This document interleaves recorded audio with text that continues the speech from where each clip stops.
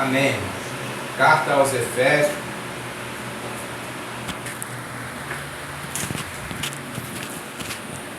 Carta aos Efésios, capítulo 4.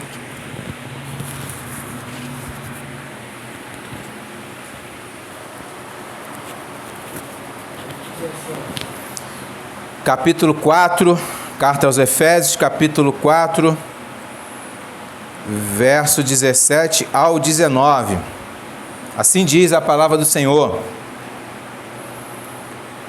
E digo isto, e testifico no Senhor, para que não andeis mais como andam também os outros gentios, na vaidade da sua mente, entenebrecidos no entendimento, separados da vida de Deus pela ignorância que há neles, pela dureza do seu coração, os quais, havendo perdido todo o sentimento, se entregaram à dissolução, para com avidez cometerem toda a impureza. Somente até aí. Que Deus nos abençoe, que seu Espírito fale em nossos corações nesta manhã. Irmãos, vamos continuar aqui, né? Essa nossa trajetória na carta aos Efésios. E essa carta, né, ela vai chegar agora, né, no verso 17 do capítulo 4, vai tratar agora da vida cristã, né, da santidade desta vida, de como ela deve ser.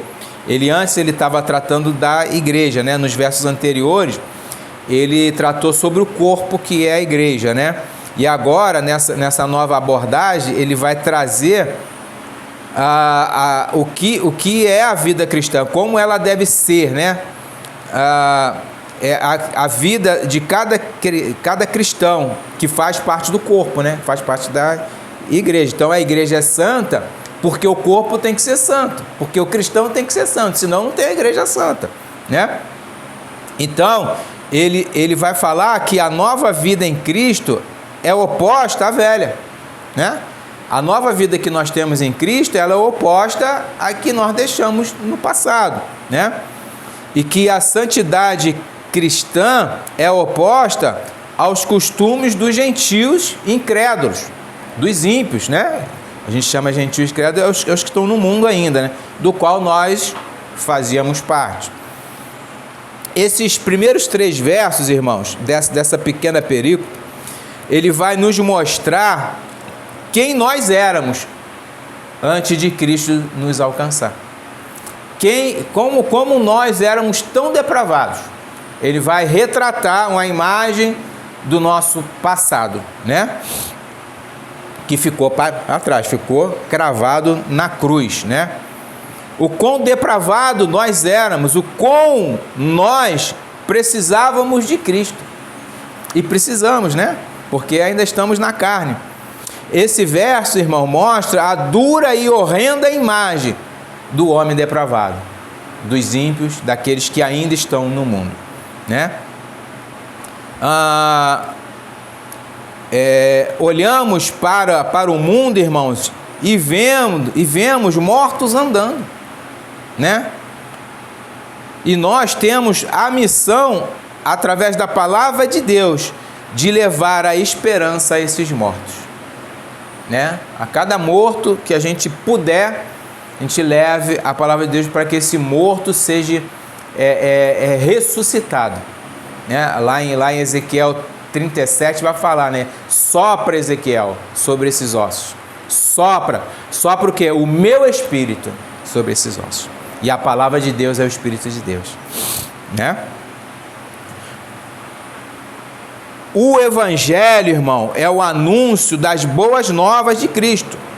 Mas antes de a gente anunciar as boas novas, devemos, com honestidade e principalmente com amor, né, anunciar a depravação que há no ser humano.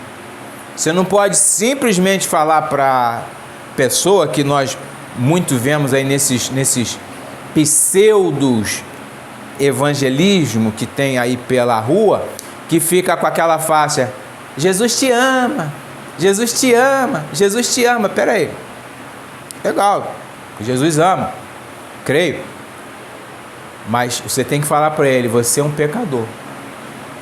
Você tem que falar com ele, Jesus te ama se você se arrepender, pecador.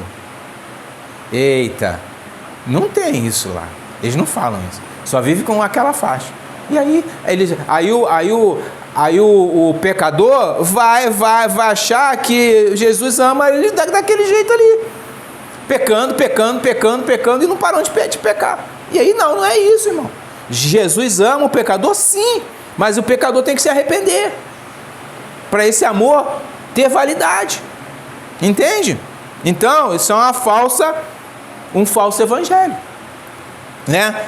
E nós devemos anunciar isso a esses pecadores, né? Que é o homem natural, que é o depravado, qual nós éramos, né? Quando o evangelho chegou a nós, né? Esses 3 versos, irmãos, vai expor a depravação do homem e quão necessitado é o homem de salvação e regeneração vinda de Cristo. Quão necessitado é o homem, né? E a gente vai entrar aqui no verso 17. Dito isto, né? Ele diz assim, ó, e digo isto, né? E testifico no Senhor, para que não andeis mais como andam também os outros gentios, na vaidade da sua mente. Irmãos, Paulo agora vai exortar os santos solenemente. O que é solenemente? Nós estamos hoje, nesse culto matinal, nós estamos fazendo um culto solene. O que é um culto solene? É um culto com autoridade.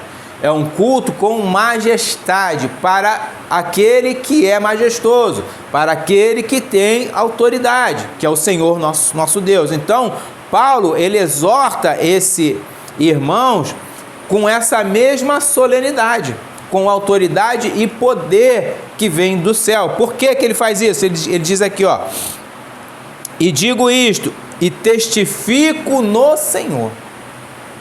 Esse testifico no Senhor, não é que ele está falando que ele está ali, ele está se colocando como uma testemunha do próprio Cristo,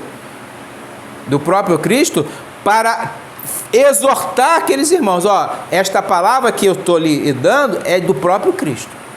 Eu estou aqui na autoridade do Senhor Jesus Cristo, exortando a vocês sobre esse assunto.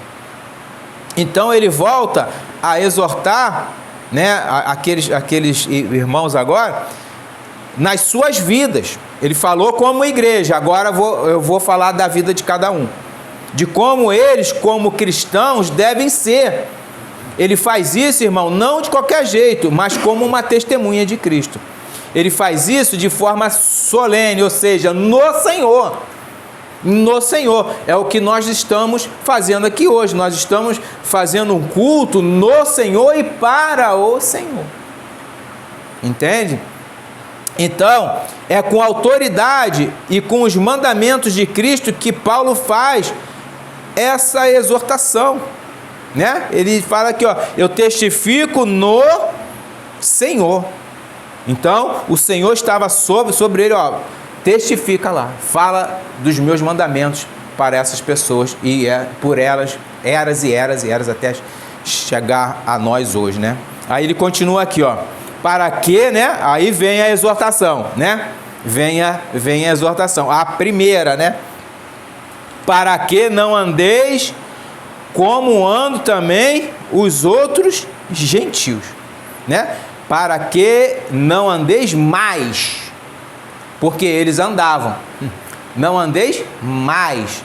Ó, quando vocês andavam, não ande mais assim. Porque os incrédulos ainda andam. Vocês que são crédulos agora, não ande mais como eles, como vocês eram. Irmãos, percebo que isso é uma ordem e não um conselho ou uma opção. Isso é ordem. Doutrina é ordem, irmão. Doutrina não é conselho, não é opção. Ah, eu faço se eu quiser. Não. Você tem que obedecer. Por quê? É uma ordem. Porque o nome do Senhor Jesus está envolvido nessa cláusula, irmão. O nome do Senhor. Testifico no Senhor. está envolvido em toda a carta.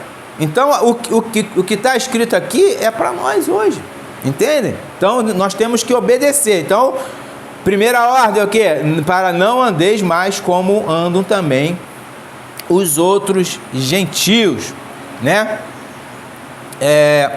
O que Paulo vai falar aqui, irmão, é para que nós não andemos mais como nós andávamos, como andam os ímpios, né? Esse andar aqui é que não devemos nos conduzir, nos portar como antes fazíamos. Como antes se a gente se prostituía, não se prostitui mais. Se a gente roubava, não roube mais. E por aí vai, né? Não faça mais o que você fazia antes. Essa expressão, irmãos, denota que nós devemos criar um hábito de evitar a maneira como nós andávamos. Se nós éramos um beberrão, não beba mais. Éramos um mentiroso, não minta mais. E por aí vai, né? Como os incrédulos ainda fazem. Os incrédulos ainda têm a mesma postura. De quê? De mentir, roubar, beber, pecar. Os incrédulos fazem isso. E eles gostam disso, né? Andar, irmão, indica um modo de vida da pessoa. Esse andar, né? É um modo de vida como nós andávamos. Em Efésios, volta algumas páginas aí, Efésios no 2:1, olha como nós éramos. Olha aqui, ó. Eu já preguei sobre isso aqui, ó. Efésios 2:1, e vos vivificou, estando vós o quê? Mortos. Mortos em ofensas e pecados. Mortos. Então nós estávamos o quê? Mortos. Nós éramos como ele. Olha o verso 11. Vai abaixo aí um pouquinho. Verso 11 do capítulo 2 ainda. Portanto, lembrai-vos de que vós no outro tempo eres gentis na carne e chamados incircuncisão, pelos que na carne se chamam circuncisão, feita pela mão dos homens, que naquele tempo estáveis sem Cristo, separados da comunidade de Israel e estranhos às alianças da promessa, não tendo esperança e sem Deus no mundo. Eita, você estava na lama mesmo, né? Nós todos estávamos na lama até que Cristo nos resgatou, né? Com a sua mão poderosa, com o seu Santo Espírito. Entende? Então, perceba, irmão, que Paulo, ele quando entra agora no verso 17 aqui, ele volta ao assunto que ele já tinha falado. Ele já tinha falado sobre, só que ele volta. Só que ele volta agora com detalhes, expondo a nossa depravação, com detalhes desprezíveis, irmão. Detalhes desprezíveis. Porque ele vai falar aqui de coisas muito fortes, muito fortes. E eu quero destacar alguns pontos. Primeiro ponto que eu quero destacar é que Paulo vai dizer que essa nossa depravação está na mente. Está na mente. Ou seja, ele diz, olha o final da frase aí, do verso 17. Na vaidade da sua mente. Na vaidade, Paulo começa a descrever agora o modo de vida repugnante dos ímpios. Esse termo vaidade, né, no grego, como também no hebraico, ele quer dizer algo que é perverso, né? É algo que é perverso, é algo que não tem utilidade, é algo que é fútil, né? Há uma futilidade dentro da mente, há uma perversidade dentro da mente. Não existe aquele ditado popular que fala mente vazia, oficina do diabo? É isso aqui. É isso aqui. É isso aqui. A mente está vazia, mas vazia tá vazia de Deus. Não é isso? Não é que ela está à toa, não. Ela está maquinando o mal. Oficina do diabo. Oficina do diabo. É uma pessoa, irmão, né? Esse que tem a mente assim, ela é uma pessoa de mente que a sua mente está inclinada à concupiscência da carne. A mente A nossa mente é o âmago da nossa alma, é o cerne do nosso coração. Aquilo que a gente pensa, o Senhor Jesus fala, né, do adúltero, né? Que aquele que cobiça, né, pensou em cobiçar a mulher do próximo, já pecou. Então começou na mente. Para depois, né, ter o ato em si. Eu vou chegar lá, que a gente vai chegar em Tiago, que fala sobre isso. Então, irmão, a mente, ela está tão corrompida por essa vaidade, que ela é impedida de andar conforme os mandamentos de Cristo. Ela está corrompida e você não anda conforme Cristo quer. Você não anda. Nós éramos assim. A nossa mente obscurecida, travada, né? Ela não quer obedecer. Há uma resistência, né? Há uma resistência. Por quê? Porque falta conhecimento de Cristo. Foi o que a gente viu no sermão passado. O conhecimento do Filho de Deus falta a gente. Faltava, né? Graças a Deus a gente está... Mas falta ao mundo, né? Falta, eles rejeitam, né? Não é porque não tem conhecimento, é porque eles rejeitam. Eles rejeitam esse conhecimento, né? Então, e aí eles impedem que eles andem conforme Cristo, porque lhe falta o conhecimento de Cristo, o qual eles rejeitam. Então Deus lhes entrega a carnalidade. Deus entrega essa turma, essa tropa que é enorme, né, aos seus desejos mais promíscuos da sua carne. Vamos lá em Romanos 1. Romanos 1 vai falar sobre isso. Eu vou ler alguns versinhos só, para não me estender. Romanos 1, verso 21. Porquanto tendo conhecido a Deus, não o glorificaram como Deus, nem lhe deram graças, antes em seus discursos se desvaneceram, e o seu coração insensato se obscureceu, né? Aí você tem, eles conheceram a Deus pela natureza, mas eles desconhecem, né? Eles rejeitaram isso, né?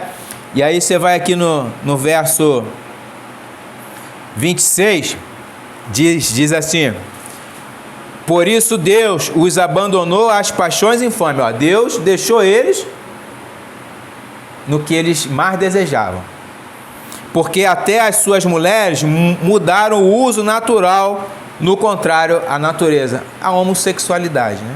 Então Deus deixou eles nesse, e os homens também, ele fala das mulheres e os homens também, deixou eles nas mais paixões infames, nas mais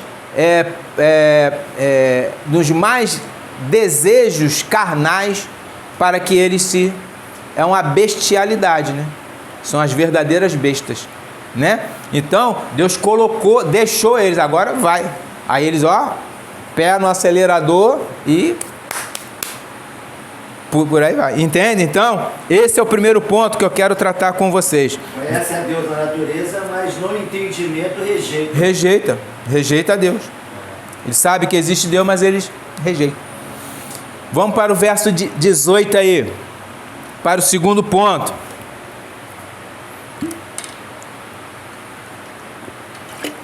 O segundo ponto que eu quero tratar aqui, irmão, além deles terem a futilidade e o vazio na mente deles, ainda o seu entendimento são obscurecidos, né? Não é o que ele vai falar aqui, entenebrecidos no entendimento. Parece que esse obscurecimento, né, é a obra do diabo. Parece não, eu acho que é, né? Olha o que as escrituras diz. Pela palavra, a gente vai ver que é a obra do diabo, o diabo trabalhando em cima deles, né? 2 Coríntios 4, 3 e 4 diz assim: Mas se ainda o nosso evangelho está encoberto, para os que se perdem está encoberto, nos quais o Deus desse século, Deus com D minúsculo, né, cegou os entendimentos dos incrédulos. Ó. Ele cega, o que já era incrédulo, ele cega, mais ainda, para não ver a luz, né? Para que lhes não resplandeça a luz do evangelho, da glória de Cristo, que é a imagem de Deus. Então, o diabo, ele vendo essa incredulidade, ele cega essas pessoas para que eles não vejam a verdadeira luz. Acredite no que eles estão, aonde eles estão, está tudo certo. Não, eu faço o que eu quero. Né? E por aí, eu sou livre, pronto, acabou. Aí ó, pé na jaca. Pé na jaca. E como Paulo vai dizer lá, que a gente leu, né, já, Romanos 1:21, o seu coração deles ficou obscurecido, e a mente, né, coração e mente andam juntos, né, são inseparáveis, eles andam juntos. Então essas trevas que está neles, o próprio diabo fez esse trabalho sujo, né, porque o diabo é sujo. Significa, irmãos, que pelo fato de a capacidade de raciocínio dos incrédulos ter sido obscurecida e por ter sido alienados da vida de Deus, eles andavam na vaidade de suas mentes, né? Então, uma coisa vai trazendo a outra, né? Uma coisa vai... É uma bola de neve, né? É uma bola de neve. E aí você vai trazendo outros males. Ou seja, o motivo, irmão, pelo qual nós antes e os incrédulos que estão ainda aí andam na futilidade da mente, é que o processo de raciocínio lógico foi obscurecido. Esse processo de você pensar bem através da mente de Cristo, do conhecimento de Cristo, foi obscurecido. Entrou as trevas, né? Aquela treva densa que você não vê, você não consegue enxergar. Tem um texto que eu quero que os irmãos abram, Colossenses 1, verso 21, faz um paralelismo, irmão, fortíssimo com esse nosso texto que a gente está expondo aqui, né? Colossenses 1, verso 21.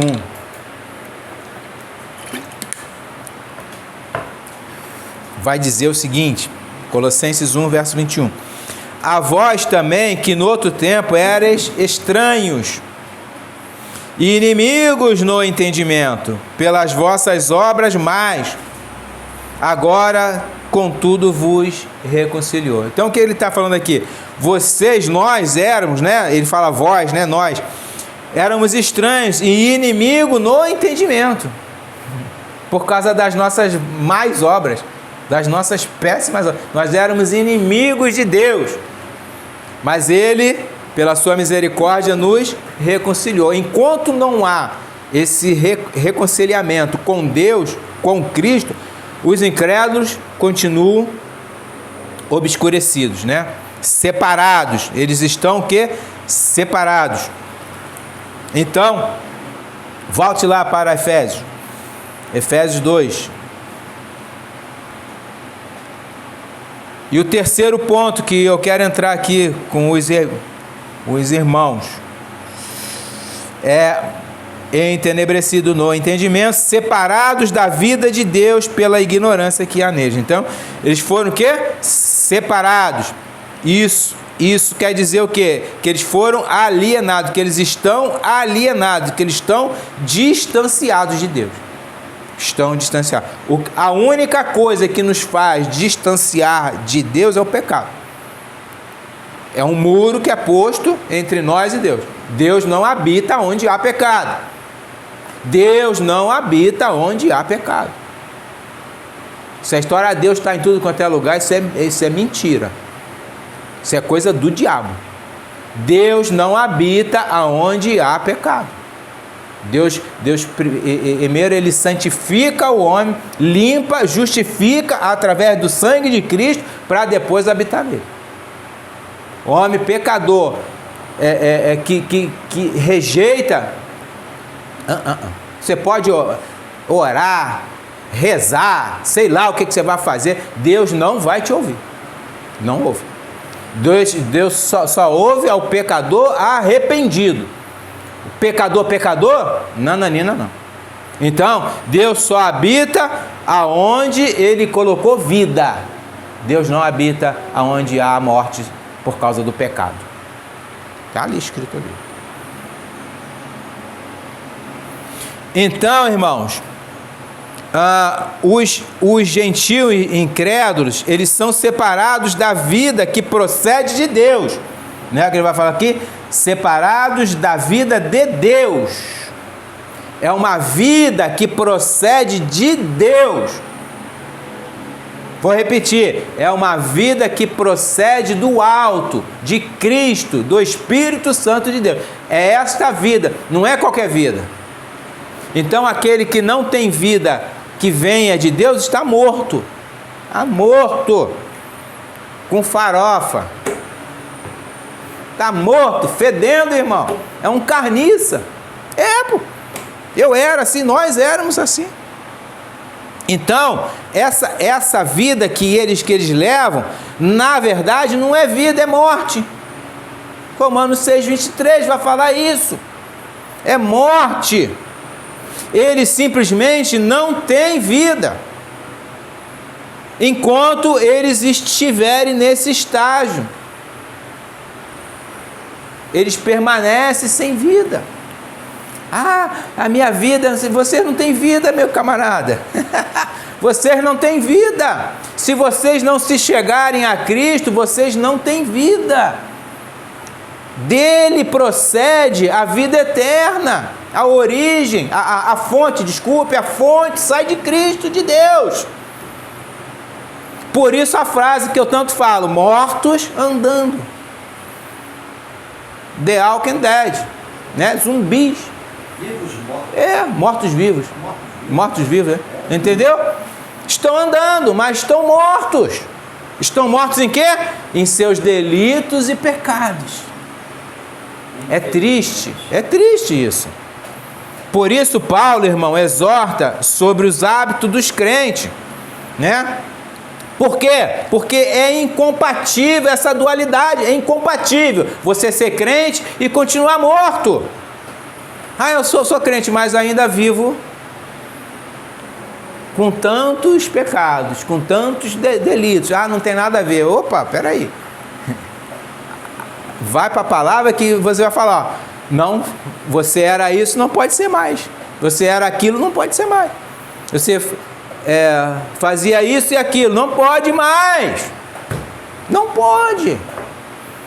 É um evangelho de renúncia. Você tem que renunciar à sua carne, aos seus desejos. É a renúncia, irmãos. Por quê? Porque nós não somos moradores dessa terra. Somos peregrinos aqui. Nossa terra, nossa sede está no céu. Está no céu.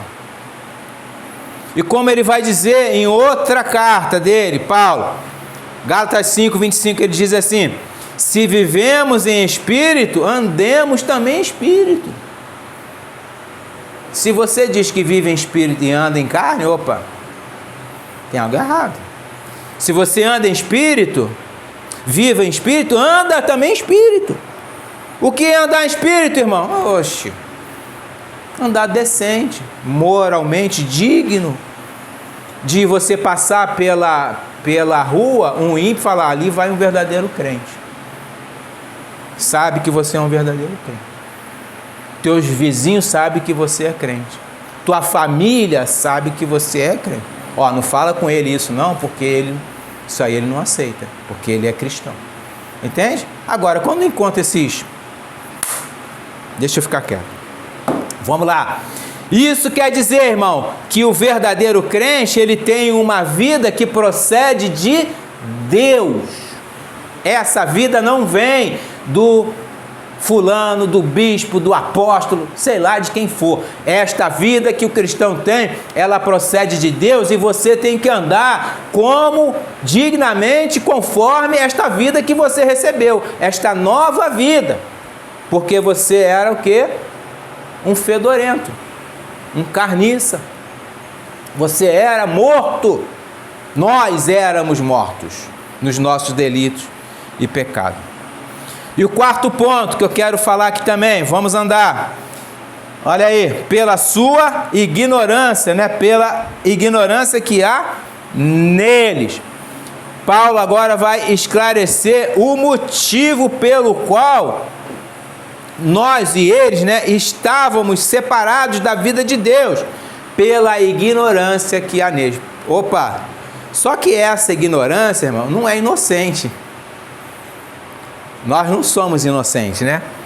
Ela é análoga, ou seja, ela é semelhante ao que a gente viu lá em Romanos 1.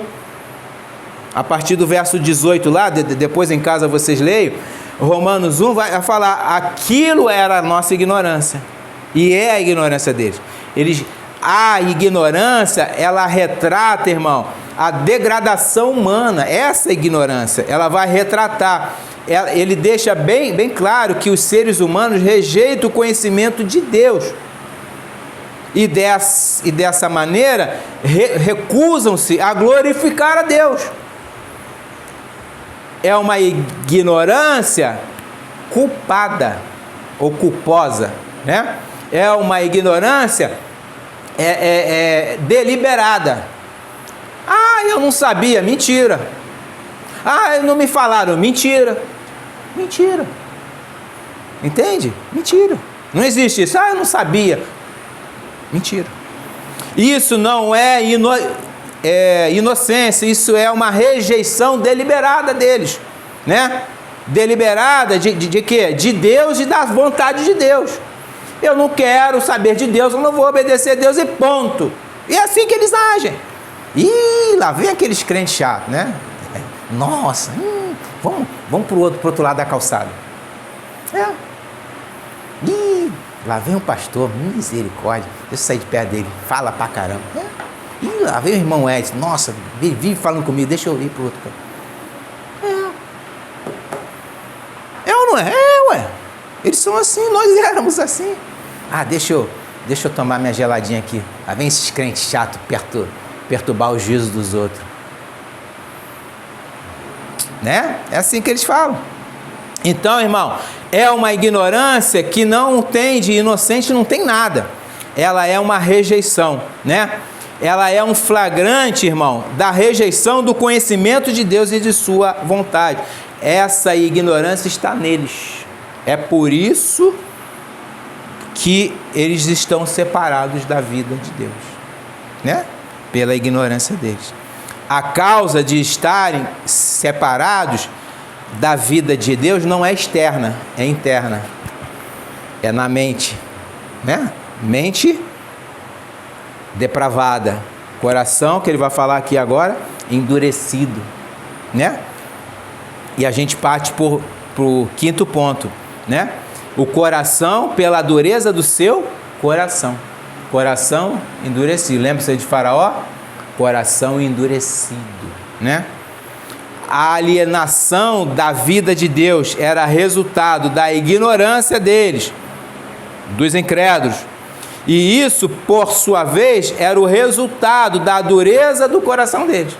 Então, tu vê, uma coisa vai acarretando outra, vai puxando, atraindo outra, né? O mal, ele não fica sozinho, ele traz outro mal, e outro mal, e outro mal, e outro mal. E aí, daqui a pouco tu tá embolado, né? Embolado naquele carretel, embolado, e que você não consegue sair, né? Embolado.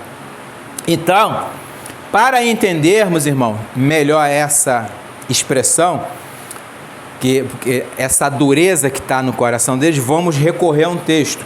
João 12. João 12, 40. João 12, 40. O que diz João 12, 40?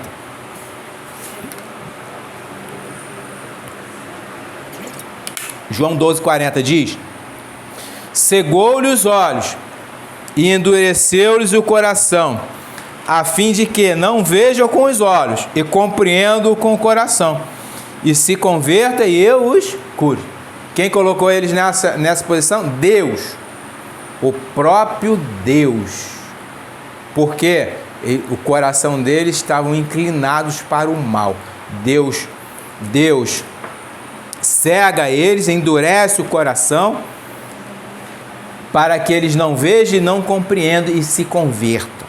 Somente aqueles que Deus quer. Vamos lá em Atos, rapidamente, que eu quero ir em Isaías, porque essa é a profecia que se... Atos 28. Atos 28, verso 24. Olha o que Paulo vai falar. Atos 28, verso 24. E alguns criam no que se dizia, né? Alguns criam no Evangelho. Paulo estava ali pregando. Mas outros não criam. E como ficaram entre si discórdia, despediram-se, dizendo Paulo esta palavra: bem falou o Espírito Santo aos nossos pais, pelo profeta Isaías. O que está acontecendo aqui? O que Isaías profetizou está acontecendo. E acontece hoje. O príncipe desse século o príncipe desse século tem cegado o entendimento. Cegado entendimento. Mas ele vai falar aqui, ó. Olha o verso 25. Verso 26. Diz assim: dizendo, vai a este povo, ó, e dizem, de ouvidos ouvireis, e de maneira nenhuma entendereis, e vereis, e de maneira nenhuma percebereis, porque o coração deste povo está o quê? Endurecido. Com os ouvidos ouviram pesadamente, e fecharam os olhos, para que nunca com os olhos vejam, nem com os ouvidos ouçam, nem com o coração entendam, e se converta e eu os cure. De onde Paulo tirou isso? Isaías 6, rapidamente. Ele fala o que Isaías disse aos nossos pais. Então vamos ver. Isaías 6, verso 10, verso 9 e 10.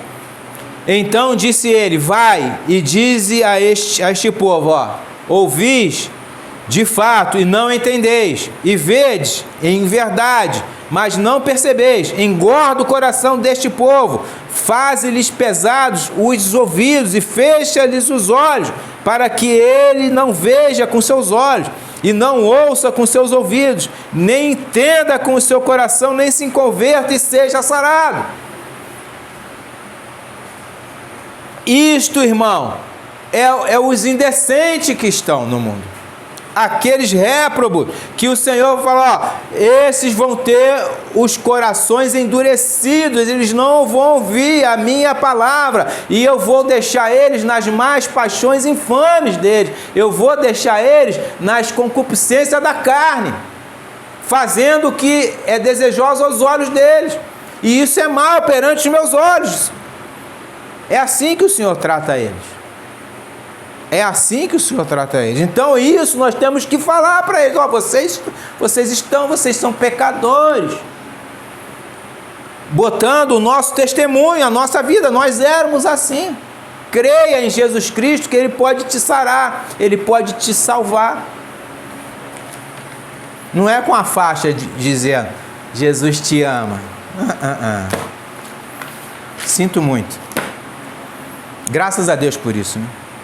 Assim, irmão, a revelação de Deus e a sua vontade não é capaz de penetrar no coração e na mente desse tipo de pessoa, porque eles estão o quê? Endurecidos, cegos. Desse modo, a dureza do coração é a causa deles serem o quê? Ignorantes, ou seja, de rejeitarem a revelação de Deus, que é Cristo Jesus, nosso Senhor e Salvador. Deus se revelou em carne através de Cristo e eles rejeitam. Eles simplesmente, legal, Cristo é gente boa, mas tô fora. E aí Deus fala, tá legal, segura aí, viva com seus delitos, porque vocês estão mortos. Vamos avançar. Então chegamos ao quinto ponto. Vamos para o verso 9. Os quais, havendo perdido todo o sentimento, verso 19, verso 19, se entregaram à dissolução, para com avidez cometerem toda a impureza. Então, irmãos, por causa da sua mente cauterizada, eles perderam o sentimento das coisas, ou seja, tornaram-se insensíveis ao pecado e ao mal. Olha só, que desgraça, irmão. Eles por causa de tudo isso, eles ficaram sem sentimentos.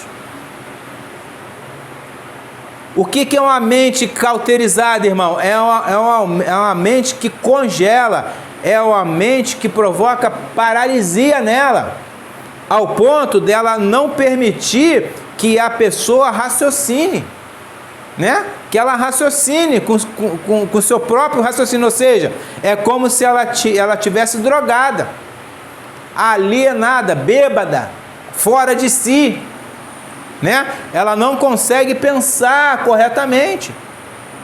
Ah, fulano é inteligente. Ele é cristão? Não, então é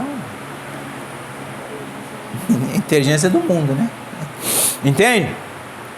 A pessoa que perde o sentimento, ela não consegue mais se condoer com o seu próprio pecado. Ela peca e não está nem aí. E peca de novo, amanhã peca, depois de amanhã, planeja pecado. Dia tal, vou fazer isso. Fulano me fez uma parada assim, eu vou me vingar dele, eu esperar ele tocar em cima de uma árvore para eu matar ele.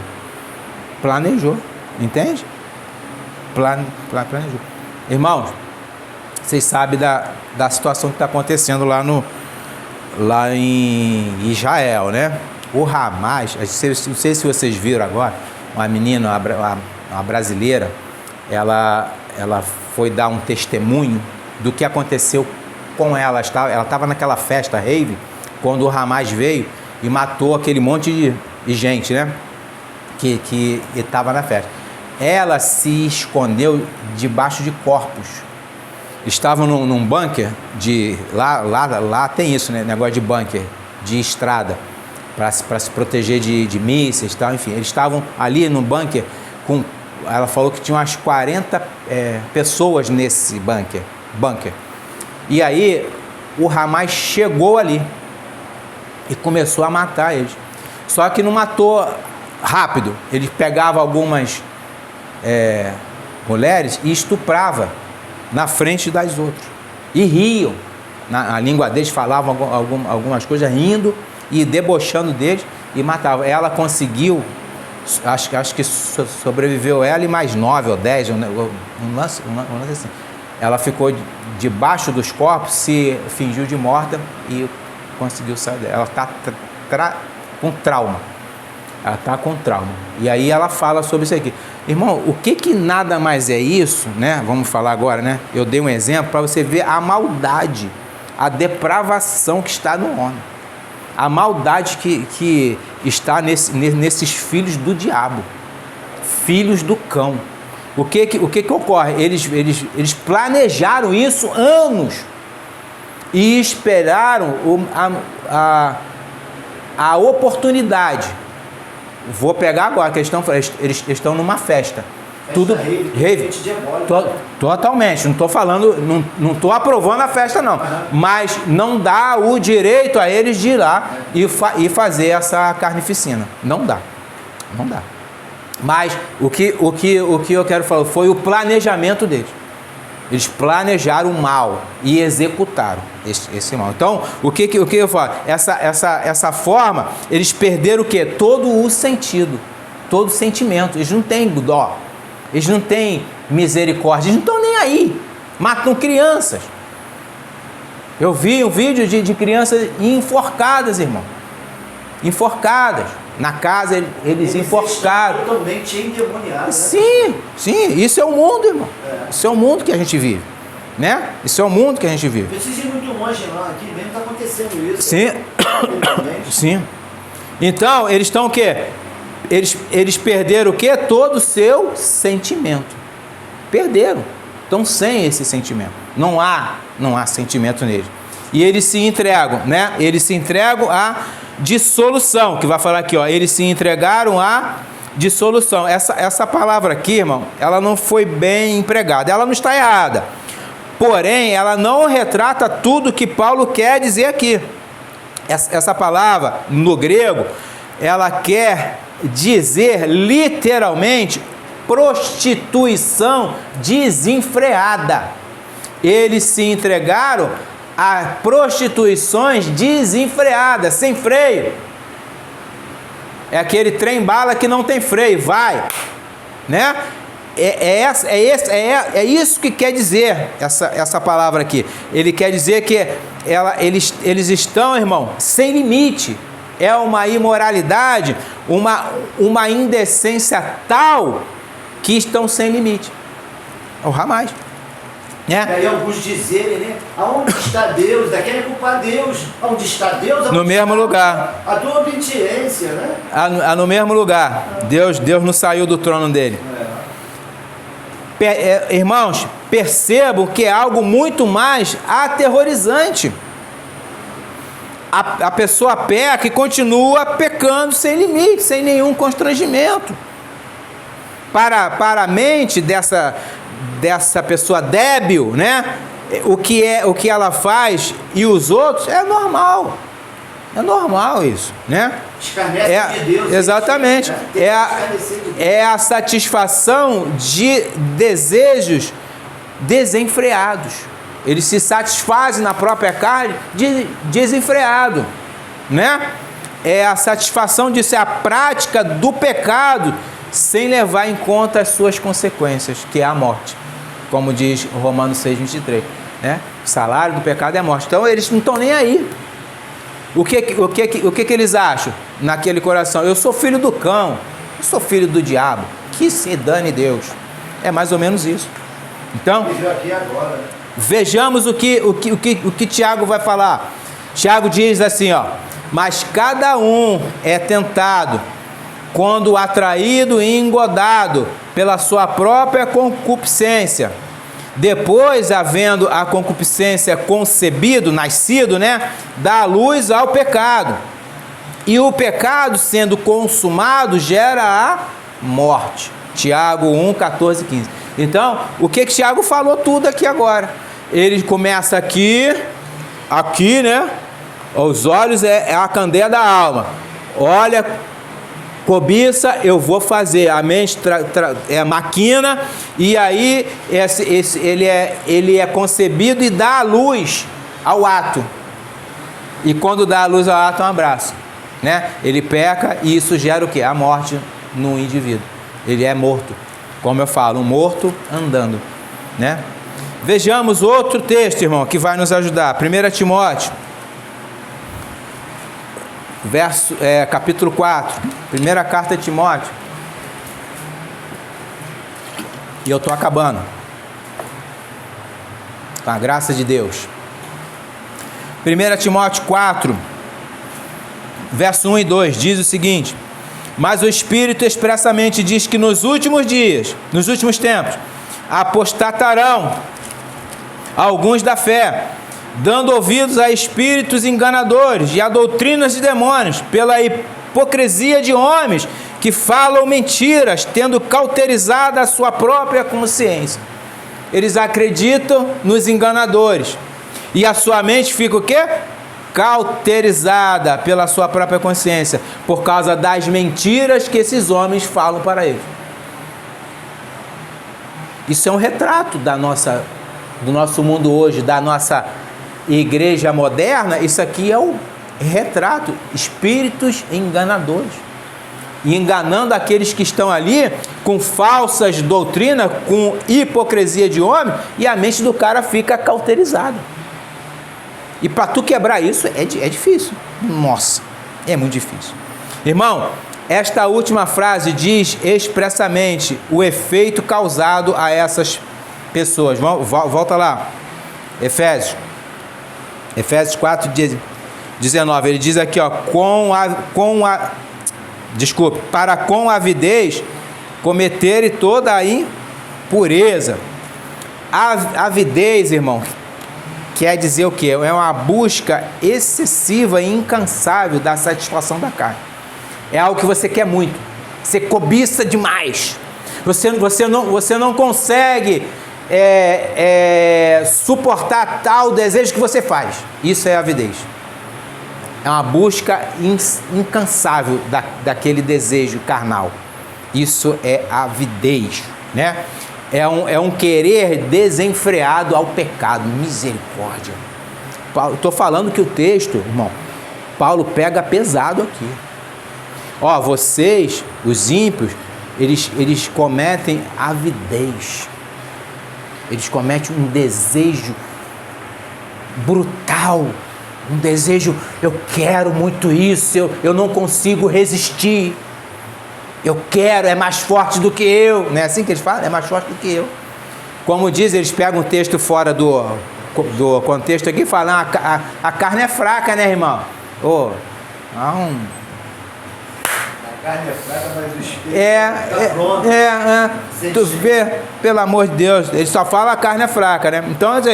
Então é como se Paulo falasse assim, irmão, para que com muita ganância e cobiça e desejo desenfreado cometam toda espécie de imoralidade e lascívia. É como se ele falasse isso, ó, vocês estão assim com muita ganância e cobiça e desejo desenfreado de cometer imoralidade e lascívia. Vocês estão assim. Arrependam-se, pecadores. É essa a nossa palavra para o mundo. Arrependam-se, pecadores. Porque o reino de Deus já está iniciado. A primeira palavra que Jesus, quando saiu lá do deserto, falou: arrependam-se, porque o reino de Deus vos é chegado. Arrependam-se. Pedro vai falar, alguém vai falar, como é que a gente pode agora, irmãos? O que a gente faz? Arrependam-se, seja batizado. O arrependimento, irmão, tem que estar no homem. Não é Jesus te ama, não, é arrependam-se, pecadores. Tiago é mais duro, irmão. Eu tenho que falar de Tiago, porque ele é duro nisso. Tiago 4:4. Olha o que Tiago 4:4 fala. Adúlteros e adúlteras. Olha só, irmão. Tu já pensou, tu for pregar numa praça e falar isso? Vai ganhar uma pedrada. Olha aqui. Adúlteros e adúlteras, não sabeis vós que a amizade do mundo é inimizade contra Deus? Portanto, qualquer que quiser ser amigo do mundo, constitui-se o quê? Inimigo de Deus.